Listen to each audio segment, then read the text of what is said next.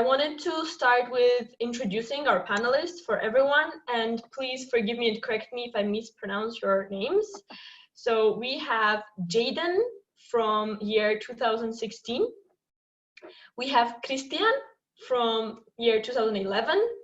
We have Maria Alejandra from year 2008, and Tanvi from year 2014. And we're very honored to have all of you here.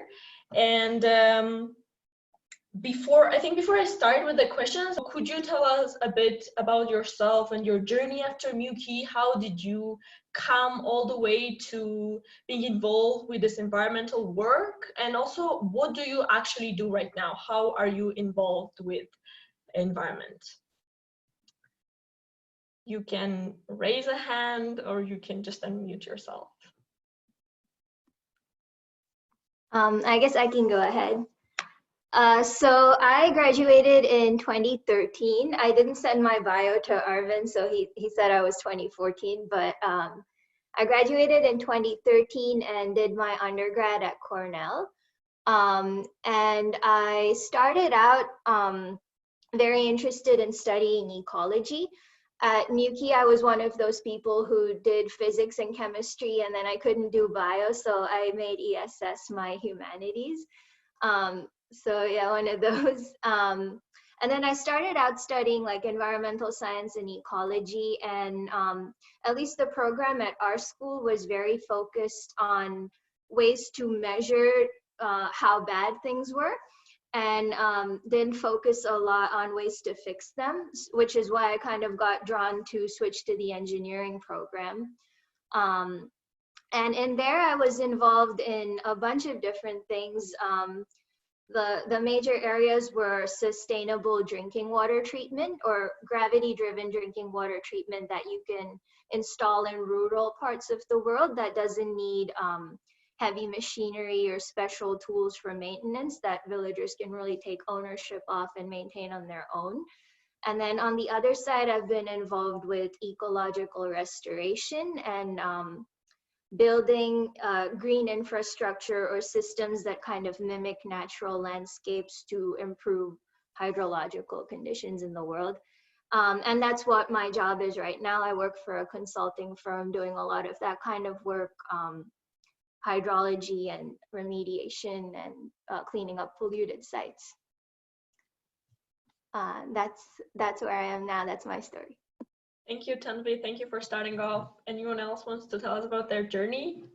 I can go. Thank you. I graduated MUWCI 2011. And at MUWCI, I was like super scattered, like in the MUWCI sense, like all kinds of trivenis, and the only thing is like I never went to my action. I was like in yoga and like I never did it. But I studied ESS, economics and theater. And I studied economics because I thought that after UWC, I was going to want to study international relations. But I also ended up taking like theater and arts. And by the end of my 2 years, I just knew that I wanted to focus on the arts and graphic design more specifically. So I went to College of the Atlantic in Bar Harbor, Maine, because it was the only school that I found where I could study graphic design and other things that had to do with like the environment and sustainability and social justice. And so at the time, that's what I thought. And so I went there and I studied human ecology. And throughout my 4 years there, like I kind of was broadly focusing on like food and sustainable development and around like policy. So I got the opportunity to go to a lot of like UN sustainable development summits in Rio, and like the summit in New York while they were developing the sustainable development goals. And after that, I kind of quit environmentalism actually, because I was so frustrated with the dynamics of like the activism around it. I had a really awful experience with the group of students that I was working with, which is like at the interpersonal level. And I felt that like, I was like, well, if we're complaining that like at the UN level, countries can collaborate, but we don't know how to collaborate, I don't want to do this. And so I actually quit. I decided that I was going to focus entirely on the arts. And so for my master's, I decided to go study theater. And so once I came to theater school, I began to get frustrated that nobody cared about the environment. And so I kind of slowly made my way back. And so a lot of the plays that I found myself directing were about climate change, or were about how science like change the world. And I realized that in theater, like people weren't really paying attention to how the way we make theater contributes to waste and like a particular relationship with the land and resources. So we began to do plays that were like with compostable sets or recyclable sets and things like that. And that ended up being my thesis project. And that's like a lot of the work that I've been doing is looking at equitable and sustainable ways of making theater, recognizing that theater isn't like the primary contributor, but it is highly visible. And so even if we don't have a huge footprint, we can put it on people's minds. And so then I sort of along that work, I began to get more sort of explicitly interested again in climate change. Now that I had like this renewed faith of like, yes, we can collaborate. Yes, we can do this sustainably. What are we going to do about climate change? And so then currently I'm working on a project around centering like youth stories and how young people imagine their future in 2050 here in Central Texas. This is where I live, sorry. I live in Austin, Texas. One, because of the particular history of Texas, but also because the idea of centering what we imagine the world to be and creating those narratives with young people, assisted by both scientists and theater makers, feel like a way to center a little bit of what all of the like young climate activisms are doing around the world. And so, yeah, that's my current research project right now. And I'm gonna stop there. Thank you, Khristian. Who wants to go next? Thank you. Hi everyone, my name is Jayden. I graduated from MUWCI in 2016. While I was at MUWCI, I was really involved with the Gomuck Farm and a lot of the sustainability initiatives on campus, and became really interested in more grassroots level action and food systems. And I kind of carried that interest with me into university, but have kind of gone a different trajectory since then. I went to McGill. I studied environment and development, which is kind of an integrated program, mostly arts, but some science as well as a minor political science. So when I was at university, I initially became more interested in student activism, environmental activism on campus. I became quite disillusioned with it very quickly. And I think part of this was an interest in having some separation from my academic life and my life outside of school after leaving MUWCI. So I started looking for other initiatives in the community. And I was quite lucky to come across a group of community members as well as some grad students who were working on organizing a conference that was a follow-up to the Paris Agreement. So the Paris Agreement was a major international climate regime signed in 2015. And there's a lot of momentum following the signing of this agreement. So we wanted to bring some attention to it in Montreal, as well as engage people in conversation around international climate policy, how it impacts our lives, and to generally build understanding around a really complicated, confusing protocol. So initially we were just a group of people. We would organize this conference, but we really got along well and we had a lot of ideas and noticed a really significant gap as well as interest in understanding international climate regimes. So we actually formed an organization, and now we have a charity called Climatable, and we've grown our presence in Montreal and beyond, and currently we run a large green tech competition. So I've become more interested in the solution-oriented side around imagining new futures with green technology and building community around that. So that's something I do on the side. Professionally, I am currently working as a consultant for a behavioral science think tank. So kind of throughout my university journey, I was exploring a lot of different frameworks for change and theories of change, whether that's individual level action, levels of action that are more focused in political economy. And I became really fascinated and intrigued by the behavioral component and how we can use human psychology and levers for behavior change to actually drive environmental change. So currently with the work I'm doing with the Decision Lab, I'm able to work with clients like in the public sector, like the World Bank, or private sector clients on trying to initiate social environmental change. So this is something that's kind of new territory for me right now. I'm still grappling with whether driving behavior change is as important as driving system level change and how these two things relate to each other. But that's kind of where my journey has ended up, and that's where I am right now. Thank you. I can go next. Hi, Thank everyone. you, Maria. My name is Maria Alejandra. At MUWCI, people knew me as Maria, or actually Maria Peru, because there was also a Maria from Sweden. But now I go by Majandra, which is a nickname that I've actually gone by since I was in high school, but at MUWCI, people had trouble pronouncing it, so I would just tell them, whatever, my name is Maria, and then it just stuck with that. But anyway, I reclaimed it after I left MUWCI. It's really, I'm really happy to be in the space. Thank you so much for organizing it. It's prompted me to take a walk down memory lane, and I do have at some point some pictures I wanted to share just to show you a little bit about how MUWCI was an inspiration for me and sort of my journey and the role that MUWCI played in that. But for now, I can speak briefly as to what I do right now and sort of in some what my journey after MUWCI has been. So I graduated in 2008 from MUWCI. I started studying at Swarthmore College in the US. Essentially went there because of the, well, on one hand, the financial aid support, and on the other hand, because at Swarthmore and in general, you know, liberal arts in the US, you have a lot of flexibility to really create your own plan of study. And at MUWCI, I realized that I didn't have just one single thing that I wanted to pursue, you know, that just sort of the IB and having the ability to take art, to take philosophy, to take environmental studies. You know, I really wanted to continue that interdisciplinary focus in my university career, and that's something that wasn't feasible for me in Peru, and the opportunity came about. So I went to school in the US, and I ended up studying a whole mix of things. It ended up being called Sociology, Anthropology, and Sustainable Development Studies. It was essentially a made-up major, but I've covered, and what I work on is really also interdisciplinary in nature. I'm focusing on environmental issues as well as on different social issues, in particular women's rights and gender justice.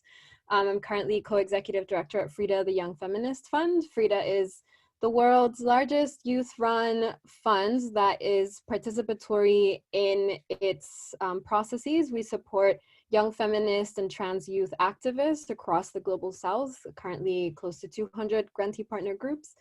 And we are sort of advocates within the philanthropic space for more flexible and better sources of funding and support for activists, particularly young feminist activists.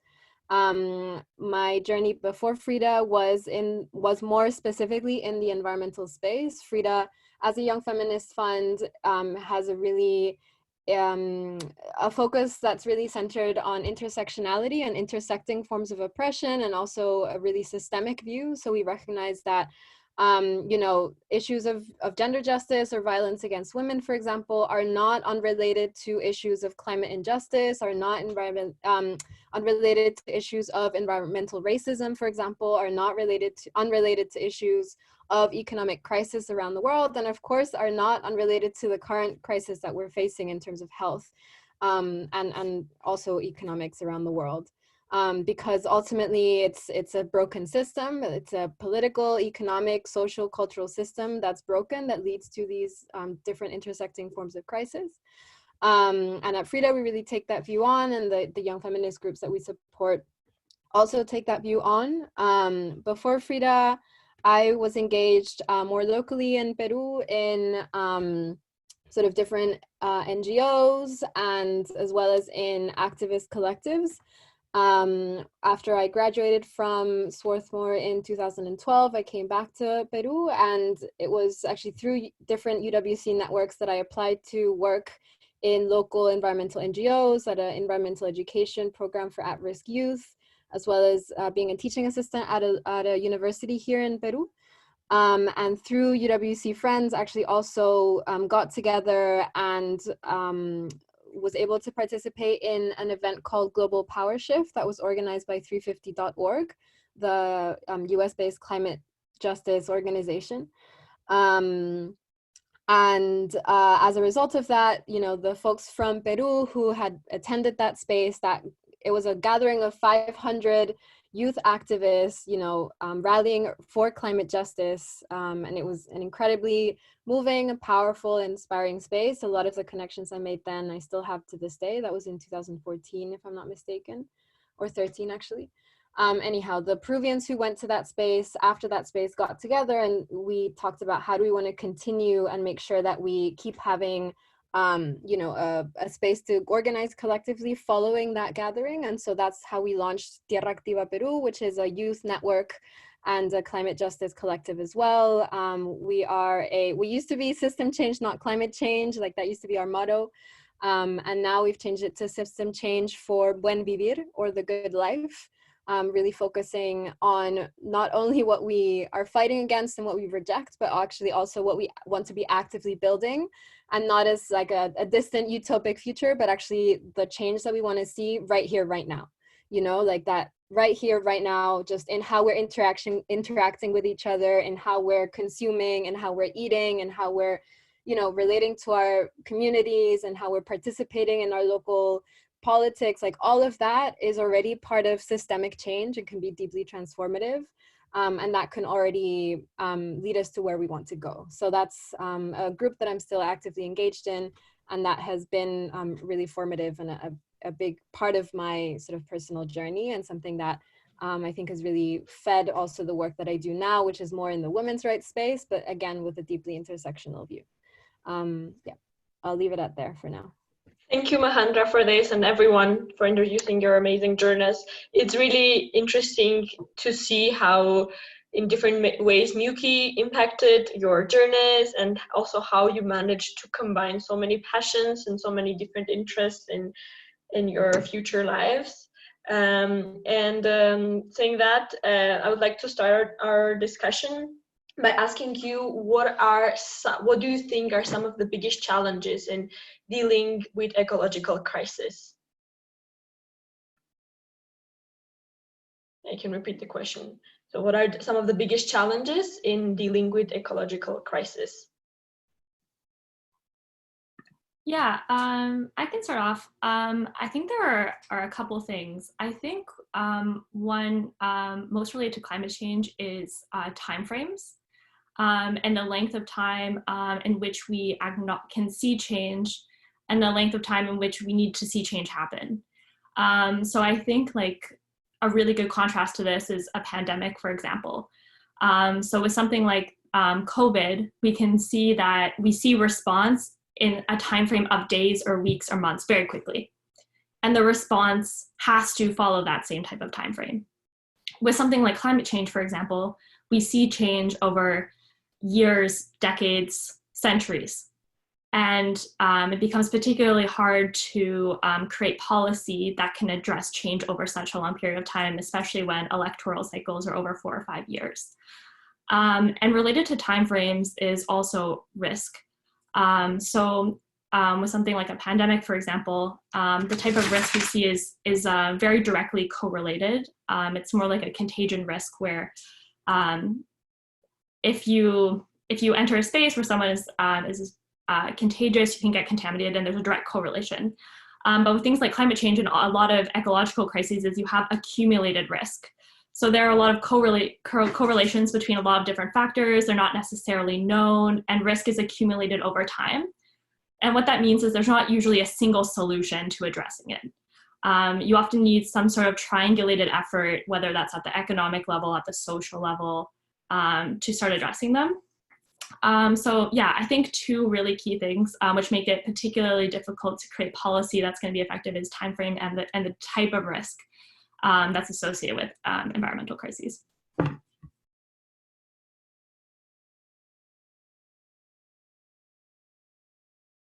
Yeah, I can follow up on that, thinking in terms of the timescales on which these crises play out. A lot of environmental engineering work deals with environmental problems that have already taken place or damage that has already been done. And in a lot of cases, in most cases, these problems are extremely complex and very intricate, and our tools for dealing with them are just like kind of like brute force, like stupid, like build a wall here and stop the water flowing in kind of thing. So like as an example, we have these environmental disasters from the past create what are known as Superfund sites in the US, or areas that were so badly polluted that the government set aside a Superfund in the 80s because that's how hard it is to clean them up. And these could be anything from hydrocarbon spills to any kind of toxic chemical spill that's in the soil or in groundwater. And the most common way to clean these contaminated sites is to dig it up and put it in a controlled space. So it's really just like take it out and put it somewhere that we can handle it, or put a cap on it. So like pour in some kind of cement that's going to seal it off and prevent it from getting anywhere else, and just like let it sit in there. So from a technological perspective, we're using these very limited tools to deal with very complex problems that have already taken place. And it can be a little bit disheartening sometimes, but it's just, that's the only option. And we got to keep researching further to figure out how to do it better. And all we can do right now is contain the risk and stop it getting worse as far as things that have already gotten contaminated goes. Thank you. I would add that people's attitudes towards the ecological crisis are an expression of the individualistic societies that govern us, and sort of mainstream kind of thinking, where we see, for example, nature as something that is a resource that we can extract from, and that it's not something that we're interdependent with and actually a part of, and therefore that we can't, that there are limits to what we can actually do, because it will have an impact on everyone, right? On the whole world, and us as human beings included. I think also, kind of Western rationalities that are very binary thinking, where you have reason equated to science and technology, and that being superior to nature and wilderness and what's instinctive and emotions and intuition. It's also gendered, right? It's like masculine, what is masculine is equated to that rationality, to that technology, to ideas of progress, and what's instinctive, what's natural, the emotional is equated as being feminine. And that's, it's a construction, right? I'm not sort of saying that it's an actual difference that exists in terms of biology. These are social constructions over time that are structural, that are historic, and that lead to a type of thinking that I think really prevents us from seeing the complexities, from seeing the interdependencies, from seeing that diversity is part of who we are as people and as nature and as life itself, right? That there are different genders, that there are different cultures, that there's biodiversity, that richness is part of what we need to actually be stewards for and be protecting and be safeguarding and be centering, instead of,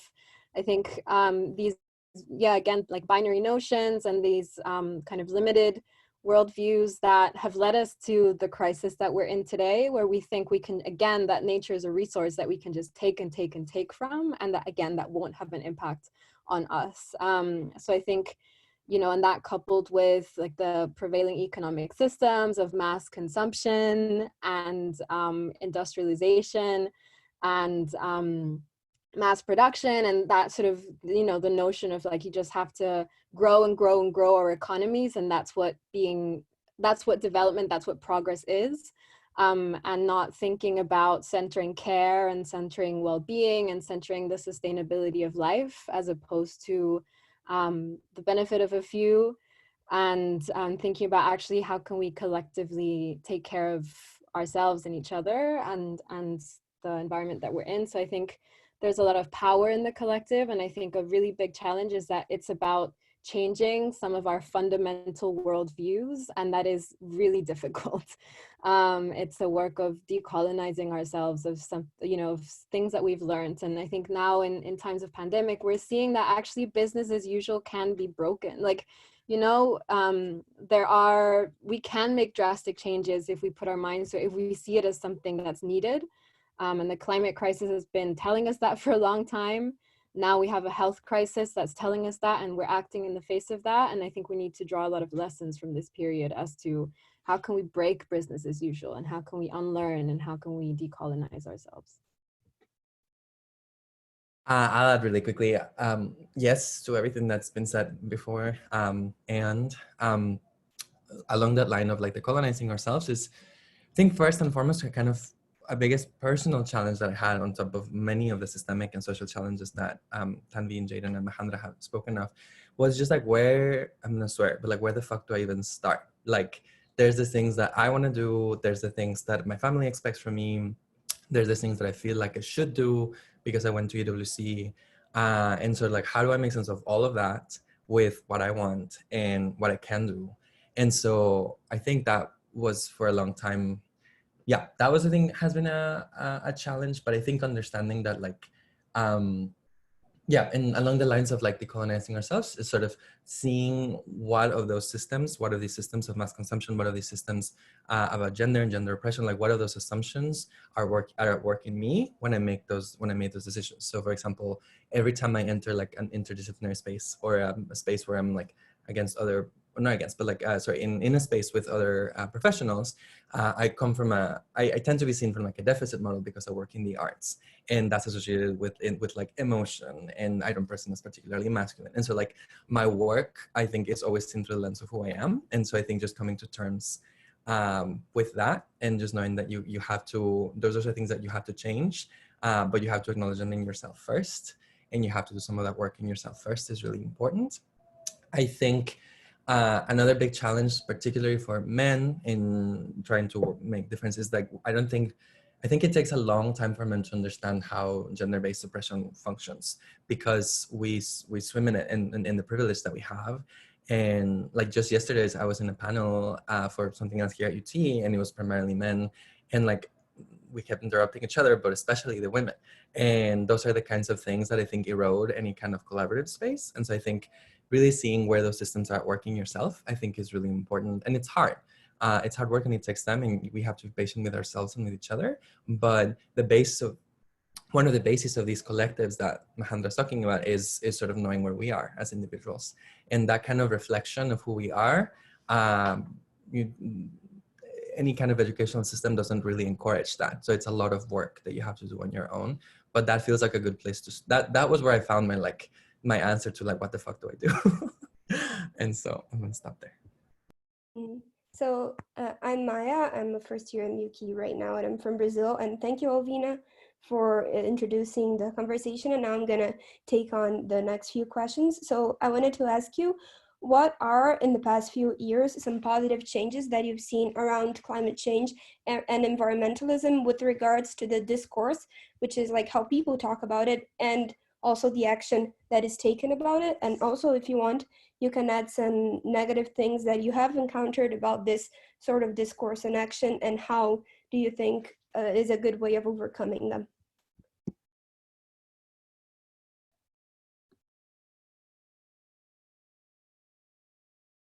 So I can go. Okay, thank you. I think on the positive front, like discourses like climate justice, environmental justice, not just as a discourse, but like the fact that those ideas, okay, so say we're talking about discourse, we have climate justice, environmental justice, global warming, climate change, we have climate deniers. And so I feel that the fact that some of these terms have become a little bit more circulated, at least in Western media, is to some extent useful, because even though, say, the World Bank might define climate justice in a way that's completely different to the work that Majandra does, at least having some understanding that justice is part of the equation feels to me like an advance. I don't want to speak for your work, but I remember when I was in COA, as a first year in 2011, like that felt pretty radical. Like that was a discourse that wasn't super out there. Climate justice, at least in the spaces that I was involved in. And so to see that become more mainstream is exciting. But I think, and then the gap is like, okay, what does it mean to say we do climate justice? What does it mean to do climate justice? Or like, what does that look like on the ground? I would say that as people have become more active, as like young people in the States where I've lived the past 9 years have become more active, I think there's also been more advances in the ways that race and ability and colonialism are intertwined and gender are intertwined in climate justice. But I think that going back to the like knowing your position or knowing who you are, I think there's often a lack of like positionality or like understanding why you care about the things that you care and how does that impact what you do. So for example, kind of continuing some of the like well-meaning white savior sort of activities, not necessarily at international level, but say having like the east part of the city that I live in is where where most of the African American communities live there after that, because they were pushed there because of slavery and a lot of fucked up things. But having, let's say, like well-meaning white students from UT Austin going to those communities still replicate some of those same like logics of I'm here to help, instead of saying like I'm like, how can I contribute to what you're already doing? And so there's some work being done in that regard, but I feel like there's still some challenges on there. And the last thing I'll say is that I think more and more, I think climate change is going away from being purely a scientific issue and understanding it as an issue that crosses all aspects of life. And that's a lot of the work that we do, is that like when we think of climate change, when we ask the young people that we work with, how do you find climate change? They think about it in terms of the science, not as a result of human activity or of political systems or inequity or decolonization. And so that's some of the shifting, and the fact that we're even talking about climate change in the theater workshop, I think to me feels exciting. And so I think there's some positive things on there. Thank you, Khristian. If anyone else wants to go, please feel free to answer. The question is also in the chat box if you want to review or read it again. We are talking about the positive and changes that you have seen over the past few years about discourse and action. Thank you. I would just echo what Chris has said. I think I had a position, it was a fellowship called Young Feminist for Climate Justice Fellow. That was in 2016. And at the time, I think a lot of people, even to this day, people are like, what? Like, what? How do you connect feminism, climate? What's going on? But I feel like there's been, even in that number of years, like there's been such it's so different, like I think there is, like Chris is saying, like more of an understanding of the social aspects of climate change and the climate crisis. I think Greta Thunberg speaking of equity, right, and speaking that it's not just about reducing CO2 emissions and kind of the more technical aspect of addressing the climate crisis, but actually that we need to consider equity, the fact that some people are more impacted than others, and that has to do with economic inequalities and social inequalities, and that the global north has a differentiated responsibility as opposed to the global south because of these historical and structural differences. And I think the fact that perhaps a more quote unquote mainstream discourse like Greta might have in terms of within environmentalism, that she's talking about equity, I think is proof of that. And I think at least here in Peru, I'm seeing Fridays for Future, the youth movement that was initiated or sparked by actions like the one Greta took last year, if I'm not mistaken. It's all been so recent.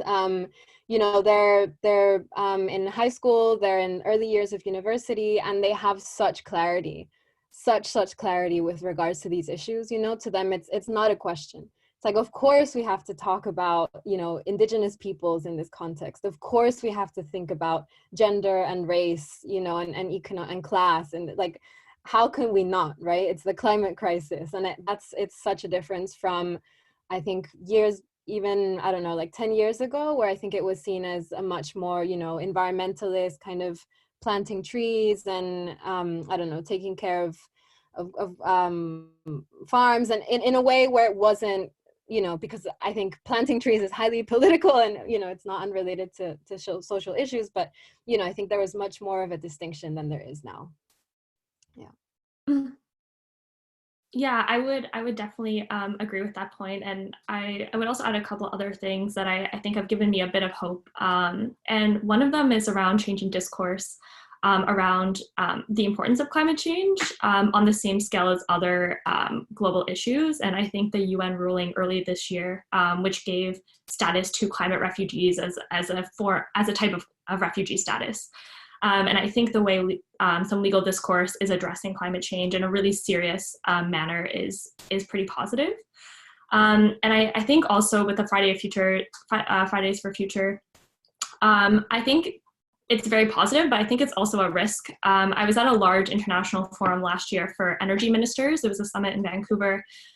So about 80 energy ministers were together, and I was talking to a senior official, and he was saying how he was so excited about Greta's movement because it meant that young people had taken ownership over climate change, and we were going to be okay, and we were going to take ownership over this issue. And I think one challenge of this is it's created a sort of polarity about who climate change belongs to. And something that could become really inclusive has not necessarily resulted in that. And I fear that some of the older generations who still hold the political and economic power think that this is an issue for the youth, whereas we don't have access to the levers of change to address it. So although I think it's been positive in many respects in terms of making the conversation loud, I don't know how effective this conversation is in actually changing real outcomes.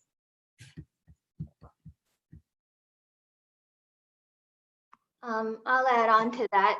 So working for an environmental consulting firm, we have clients that are either big corporations trying to meet environmental regulations, but we also work a lot with governments on a smaller scale, so on the city and county scale. And it's been really great to see that that city governments set aside really large portions of their budgets for climate resiliency and for issues like separating sanitary waste from storm waste, which is a surprisingly big issue in a lot of older American cities. These problems are like written into their budgets. So while the US government is notorious for denying these effects of climate change, you don't really see that when you come down to smaller scale governments, because they have no choice but to accept the risks that their constituencies are facing and put money into the process of mitigating those risks. On the private client side, like working for a big like manufacturing company, their goals are more aligned with just meeting regulations and trying not to get sued by the government or any other stakeholder. They're more like pushed into it by regulation. So that's been a little bit disheartening, but not particularly surprising. And then the third thing that I've noticed relating to discourse is that while carrying out a lot of these climate resiliency projects, I end up working with a lot of construction crews. And there's a huge split in the discourse among construction crews, which I think is a representation of a lower income group in the local area. It's a lot of people who accept the risk and believe that what we're doing is good. And then a lot of people who just don't believe it at all and think this work is a complete waste of taxpayer money. And initially that frustrated me a lot, and I tended to outgroup them. I was like, oh, these are all these like old white men who don't believe in all these environmental issues. But then when I started looking at it more through the lens of class, that kind of had me feel a little bit more empathy towards people, because while I am a woman of color and I do see them having privileges that I don't hold, I was like, oh, here I am with my Ivy League degree saying that I know more than you and you should listen to what I have to say.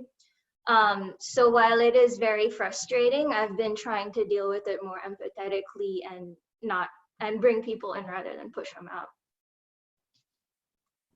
Okay, thank you for sharing. And now bringing on the conversation more to a very current point, we would like to know, how has this whole pandemic that's going on impacted your work very specifically? And what are some changes about your work and the environmental movement about climate change? What are some changes that you can predict that this is going to cause?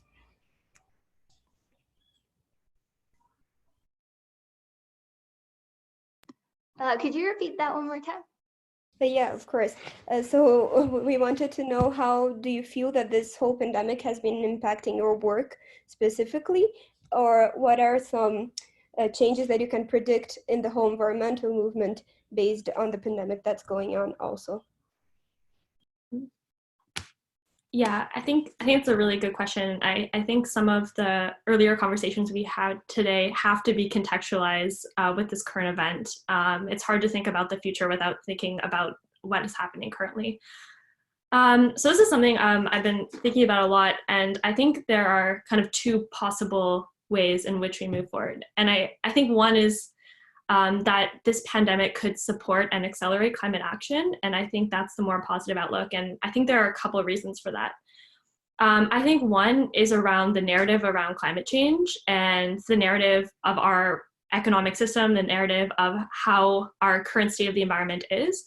And I think this pandemic has forced us to question that. Whether or not governments and individuals were thinking about it before, there's no way we can look at our current system as being the same, as continuing a status quo moving forward. So I think that this has opened up a conversation that many of us have been holding back from, and many policymakers, people in power have been holding back from, that they are now going to have to start talking about, which opens up at least the possibility for imagining potentially new futures.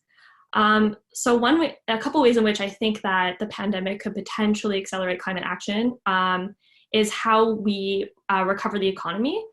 So I'm not really sure about what's happening in all countries, but at least in Canada, a lot of the fiscal stimulus packages are not bailing out the fossil fuel industry. For the first time ever, oil has been trading at a negative value. And either governments are going to try to bail out failing fossil fuel industry in their respective countries, or they're going to imagine a different future. And at least in Canada, a lot of these packages have been going towards the green economy and green jobs in the green sector, which has been really positive in this particular setting. And I think that could at least signal that there's going to be greater growth in low carbon technologies. So that's one thing. A possible other side effect could be that people may pay more attention to science and scientific advice that's been coming out of this, and maybe that's a little bit hopeful, but I hope that people will listen more closely to scientists moving forward. And so conversely, I think the pandemic, there are a few possible ways that this could hinder climate action. One way is, this is a really stressful situation. Countries are struggling, and thinking about climate change may not be their biggest priority, and their biggest priority may be just going back to status quo and trying to recover the economy in a way which we have in the past and that we're more familiar with. The second one is if countries and nations approach this with a zero-sum mentality, and this is prevailing in the wake of a crisis, it may not be an opportunity for global solidarity, and that's definitely a concern. I would say overwhelmingly, I'm hopeful that communities have recognized their own fragility in the face of this crisis, and they're going to be more demanding of their political leaders moving forward.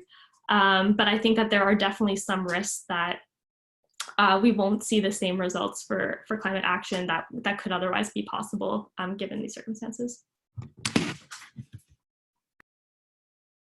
I can jump in. There's an essay by this white American feminist, Rebecca Solnit.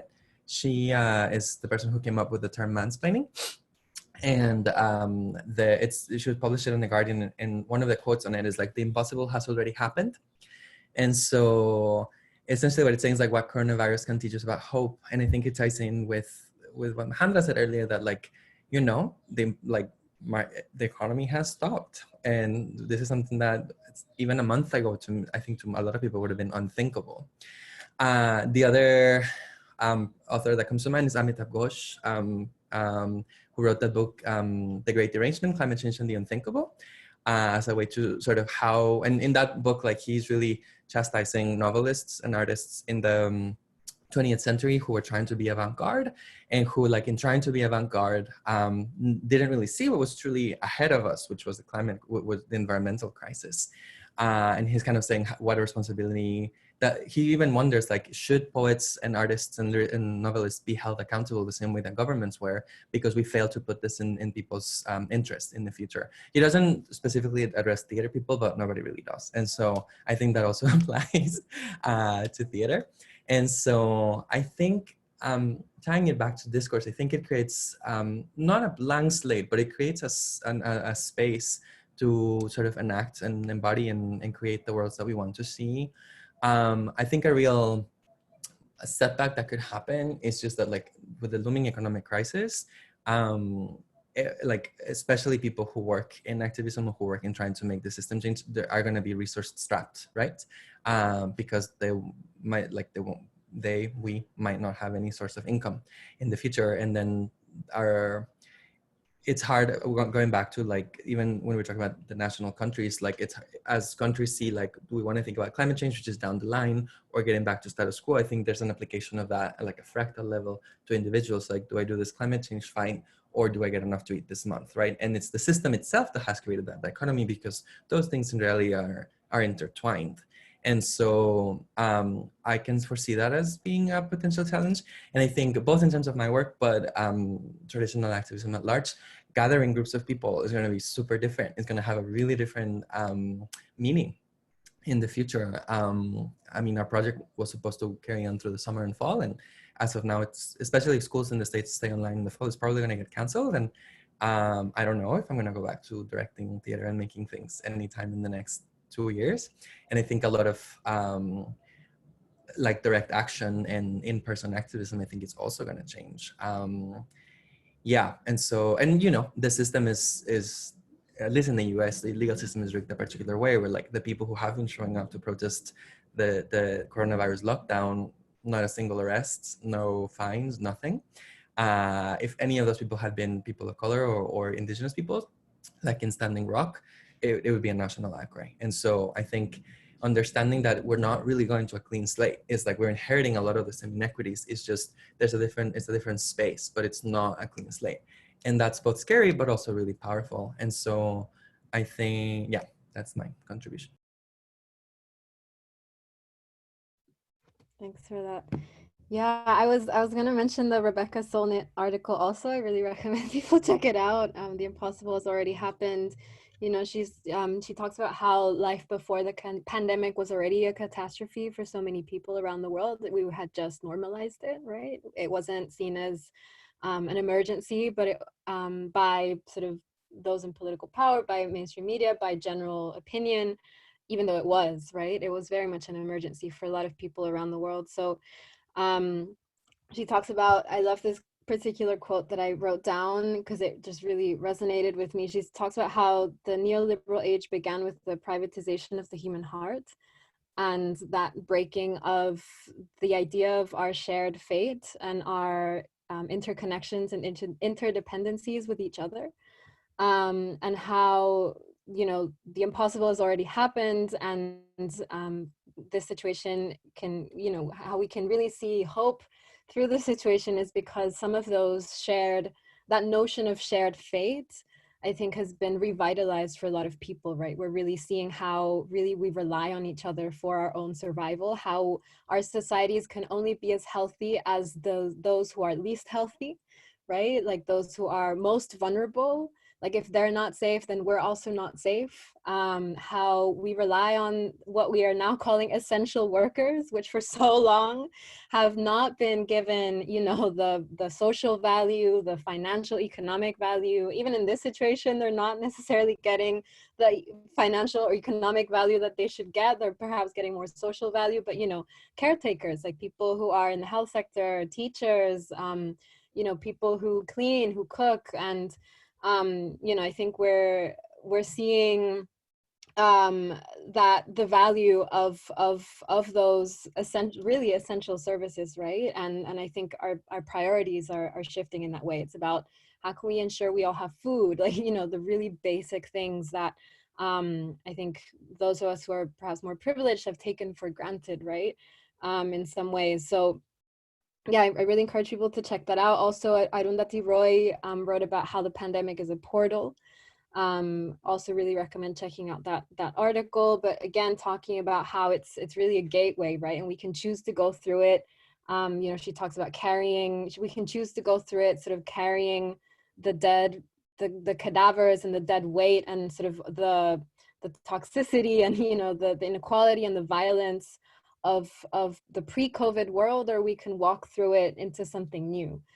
So really about how the, you know, opportunity. Also Naomi Klein, for those of you who have read about her or heard her, I highly recommend. Also Naomi Klein has been doing several kind of webinars and lectures as well, and is also talking about, I mean, she refers back to her shock doctrine, theories that she wrote some years back about how in these cases of crisis, oftentimes sort of the right wing or people who are in economic power like take advantage to push through different policies in their benefit, and how, you know, it's in cases of political upheaval, economic upheaval, there have been windows for that kind of regressive shift, and how actually it's important for progressive forces to also, I guess, like the danger is sort of who's going to win in that battle in a way, and to also sort of, yeah, take the opportunity, what Jayden was talking about, the reconstruction of the economy, and, you know, how we come back from this crisis, right? I think in terms of FRIDA, the organization that I work for right now, we're working on a community resilience fund. So a COVID response fund for current FRIDA grantee partners, again, young feminist, trans youth activists, girl activists who are working across the global South, who are now worried about, you know, will they have, I mean, definitely, you know, will they have something to eat, but also will they able to continue their work in a post-COVID world? Will they have the stability and the security to do that? So really, I think it's time for, you know, to really, especially those of us in more privileged positions, to really see how can we be supporting others, how can we be in solidarity with others who are more impacted, to ensure that they are safe, right, and they are being taken care of. And one additional piece that I wanted to mention is that also at FRIDA for this year, we're pausing all of our organizational travel and canceling all of our events. FRIDA is it's an international organization. We have around 30 staff members based all around the world. We worked remotely or virtually before COVID, but we relied heavily on travel. We traveled a lot. And, you know, I think this year with the pandemic, we're pausing travel, but it's also a year for us to learn how to be a truly more virtual organization. How can we support movements? How can we support transnational movement building without being able to travel so much? Because right now we can't do it because of the health situation, but in general, we shouldn't be traveling so much because of the climate crisis, right? So how can we draw lessons from this period of pausing travel into the future, so that when restrictions are lifted again, we're not just going back to the same carbon guzzling, you know, business as usual.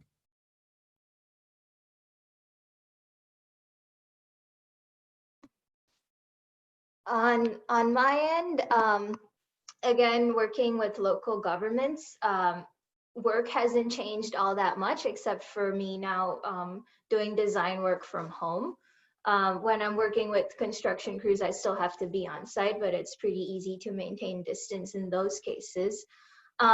But seeing how much work there is to maintain just a regular water supply to a very modern American city has kind of made me think more about how much smarter we could be as we build sustainable infrastructure in other parts of the world, the global South countries that have been colonized.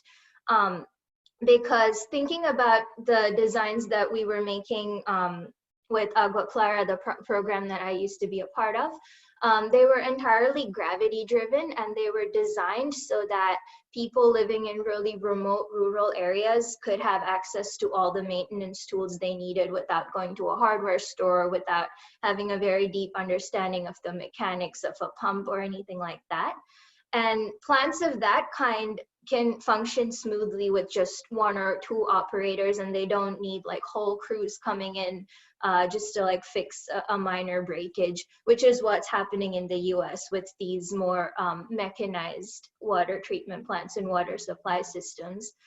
And in the same vein, just like there's smarter ways to make sure people are secure with their water needs, it's also gotten me and a lot of my colleagues thinking about the food system and how many unnecessarily complicated chains we have to bring food to people around the world, where like a single malfunction in one step just causes massive food insecurity for people several steps down. And in the same way, you can be smarter and use gravity, which is something that nature just gives you to design a more sustainable water supply plant. You can also, I think this pandemic has gotten people thinking more deeply about more self-sustaining food systems that function more like a natural landscape to provide nourishment that people need.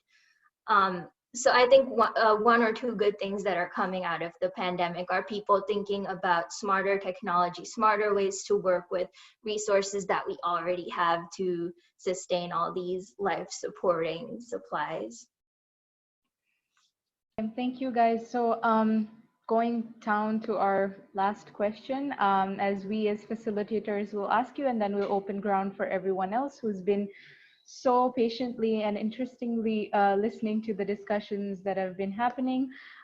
So as all of you mentioned, you've had amazing journeys with a lot of experience and a lot of good things and positive things and negative things that you've experienced. So after all this and after experiencing so much, what are some of the things, or what is the one thing that like keeps you going? Yeah, just tell us.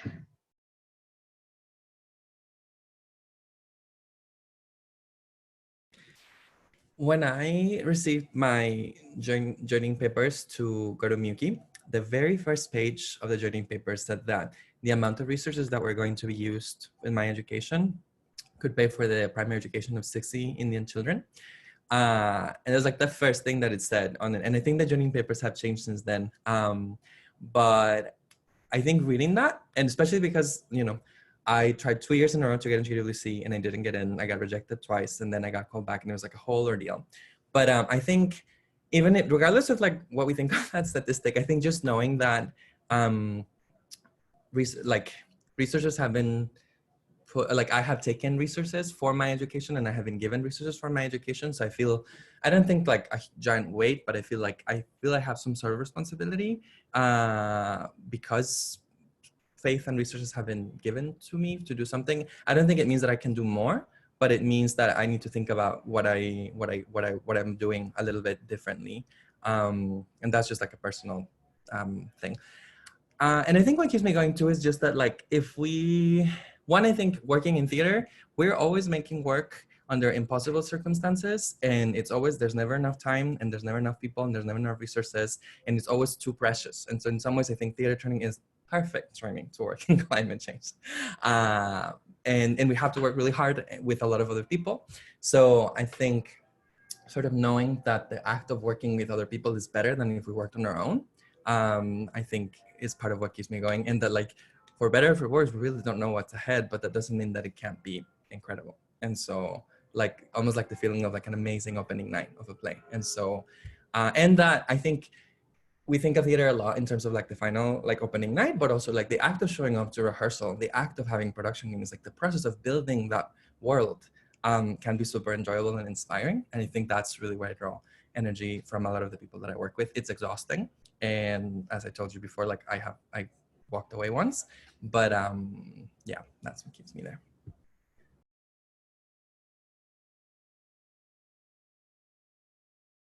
I really love those theater analogies, Khristian. The opening night and the joy of the process. That totally resonates with me as well. I think, I mean, on one level, it's because I cannot imagine myself doing anything else. You know, it's like, it's such a, I sometimes I ask myself and I'm not sure, you know, it's like, I just cannot, it just is, you know, and I don't know, I think it comes from somewhere quite deep within. It's like it's a life journey, you know, it's a life commitment. It's something that I'm like just deeply passionate about, and again cannot imagine anything else, even though the form of that may change. You know, one day I'm doing something else, maybe in 5 years I'll be doing something else, like in terms of what that concretely means, but in terms of what my commitment is, yeah, I think it's just part of who I am at this point. But I do think that for me, it's a lot about community, and it's about the fact that I'm not doing this alone. You know, I'm doing this with so many other amazing people who inspire me every single day, who are just incredible, and who, you know, I think just like that love also for what we seek to keep, right? What I was mentioning earlier about buen vivir, or the good life, or focusing on what is the change we want to see, right? Not just like what are we protesting against, and what do we reject, and what do we, you know, really don't want to see, and like what do we hate, but actually what do we love, you know? What do we love? What keeps us going? What are we passionate about? What makes us happy?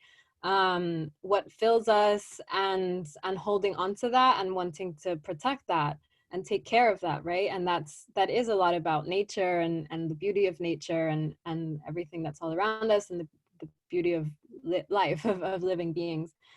So for me, I think it's almost spiritual as well on some level. So yeah.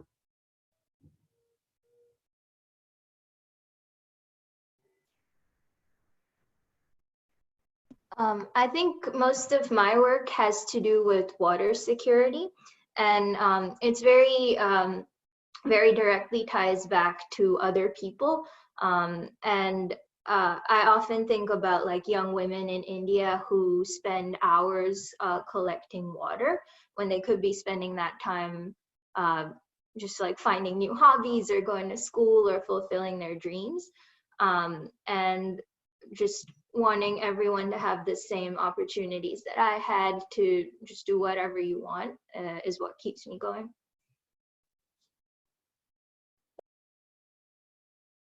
Yeah, I think really quickly, I really love all of these really fundamental things. I think I resonate a lot with them. Also, a love for nature. I think that's kind of where my interest in the environment started, and I think that is enough to want to contribute to making sure that we have a really livable world in the future. I think it's just really fundamental, and something that will always resonate with me. And I also think that working in the environmental space is extremely humbling. There are a lot of really smart people who are really giving all of their energy towards this, and there's no lack of energy. And yeah, so it was a pretty easy choice, and rarely question it. Wow, thank you so much, guys. So with this, we end our question answers from the facilitator side, and I'm sure like you guys have sparked some amazing ideas in like our minds, and we definitely have so many questions, and I would like to open the ground for some question answers. Maybe Saish can pose his questions if he has some. Sure, yeah, thank you. I raised my hand earlier, forgetting the facilitation rules. Thank you all so much. It's a huge privilege to be able to hear from you. I'm really grateful to be here. I'm Saish. I graduated in MUWCI 2016, same year as Jayden.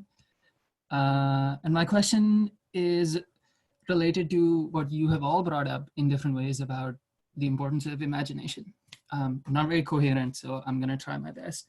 But in sort of moving on from just calling out problems that are currently plaguing us systemically, individually, and switching to something that involves thinking of new futures, assuming we've done the work of unlearning not just decisions, but also assumptions. And we find ourselves in this sort of like relatively uncharted space of thinking, what does a non-industrial growth society actually look like?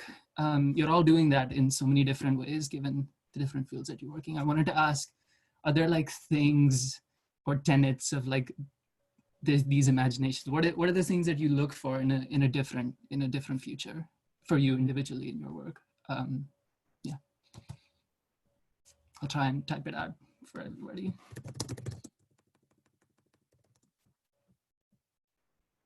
I have a thought on that.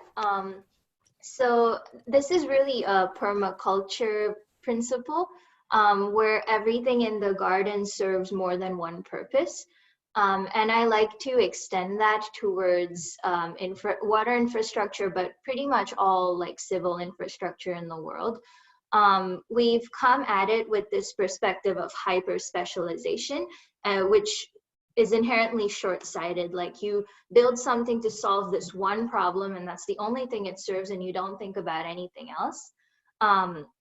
The big overarching principle that I think serves environmental engineering well is to think more holistically and have everything that you install serve more than one purpose, or try to integrate the needs of different stakeholders.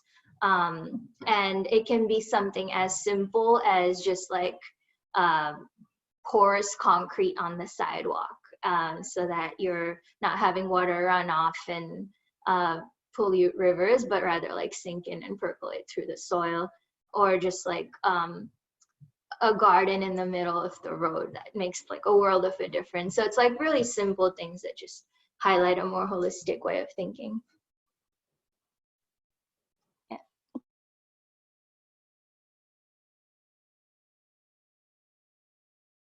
That's so great. I think along the lines of things having multiple purposes, I'm a theater director and producer, and the way I usually explain what I do to the people when I start working with them is that I see my job in a production not as the person who has the best ideas, but the person who helps find them.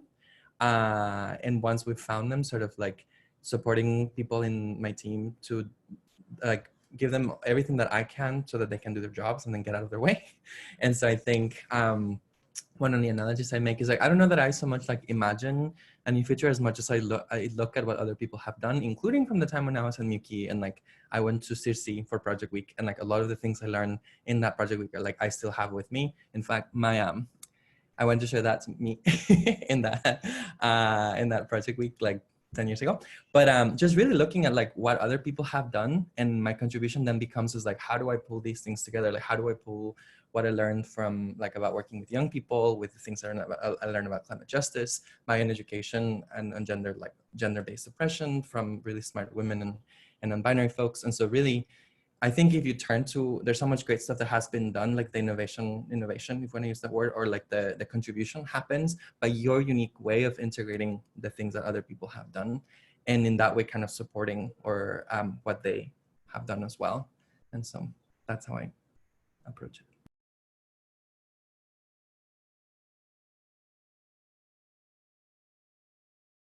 Thank you very much for that. If there are any more questions, we can type them in, or we can just unmute ourselves and ask the question. Well, we have a question from Yana. Yana, do you want me to read out the question?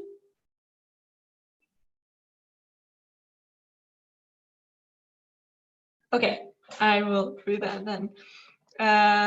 How do we convince, or more importantly, enable each other, everyone, to put our money where our mouth is?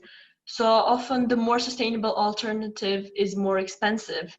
For example, slow fashion, train instead of flights, organic local food, etc. Sometimes the person I hear saying it's too expensive would have the money if they prioritize differently.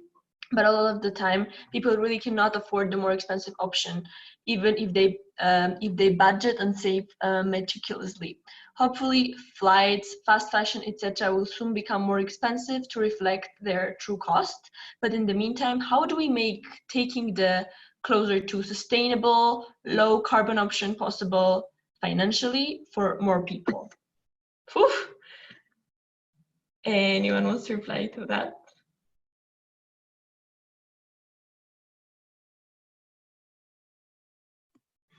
That's a really hard question and a very good question. And I think I'm really glad someone asked it because I don't think we talk about it enough.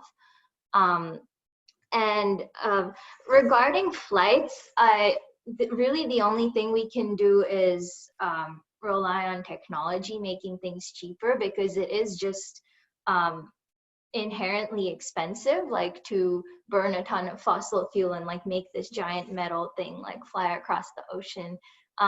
So I don't have a good answer with how we make sustainable travel more affordable.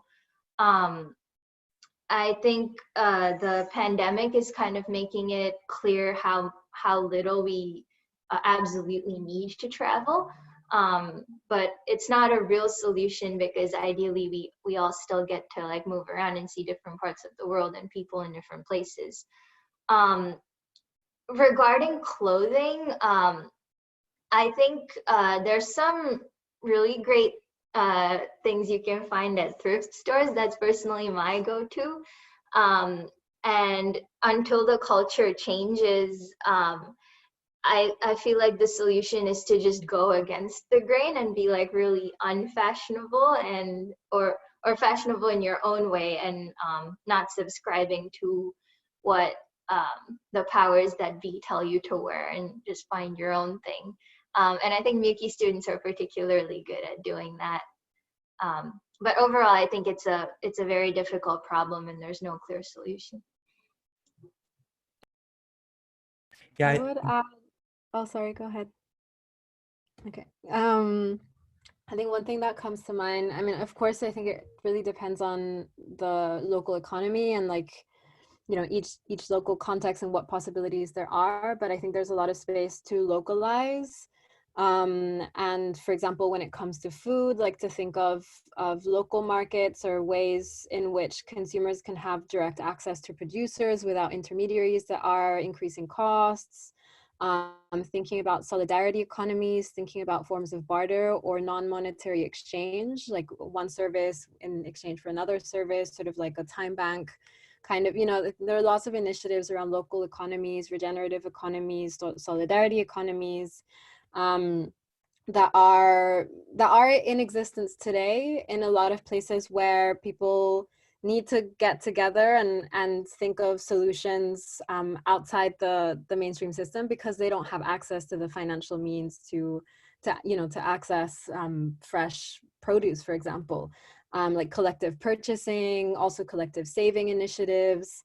I think there's also lots of old quote unquote practices or inherited practices from our ancestors or different communities around storing food or having collectively storing food as well. I mean, I'm thinking, you know, specifically in my context in Peru, there are lots of indigenous practices in the Andes, for example, and also in the Amazon around, again, communities getting together to support each other to get access to what they need to get access to that are outside of the financial system that we have, you know, people who don't have money in banks, you know, who operate outside of that, and places where barter is still very much alive. And I think there are lots of initiatives for how urban areas can learn from those experiences and replicate similar experiences. I'm part of a Kolka. It's a collective, it's like a savings cooperative that we've created with some friends here in Lima, and we can like give loans basically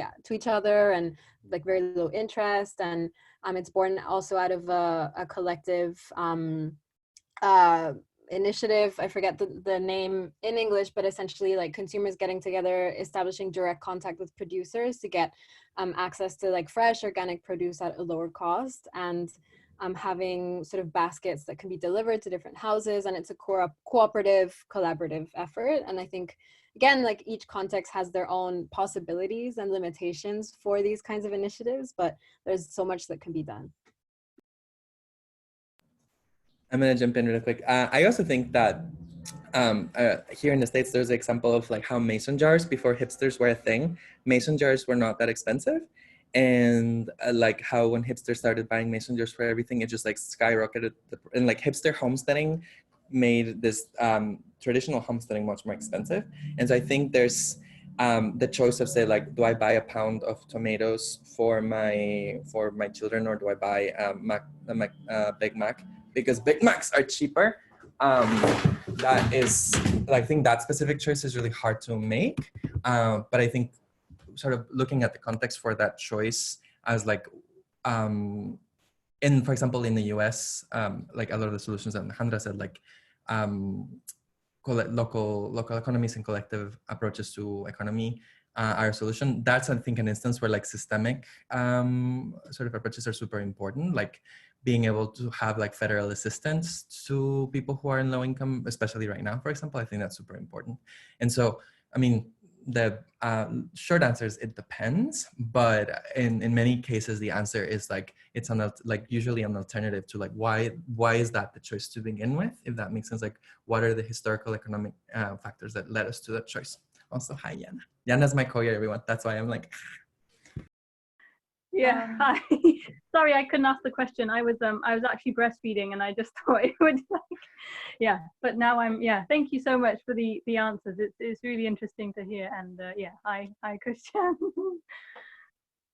Okay, great. So Jayden just left, and she's super thankful, and it was amazing having her on board with us for this panel. You know the drill. If you want to ask any other questions, you can just unmute yourself, or okay, yeah, you can just unmute yourself and either post a question on the chat. Yeah, I just wanted to add that we're going to take the last set of questions, and then we have to end, unfortunately. But if you have any burning questions, go ahead. I don't want to scare people.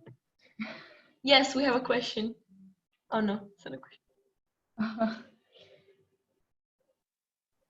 Hi, I just wanted to say thank you for answering my question quickly whilst we're waiting for others. Sorry, I couldn't ask it in person earlier. Yeah, thanks. No worries.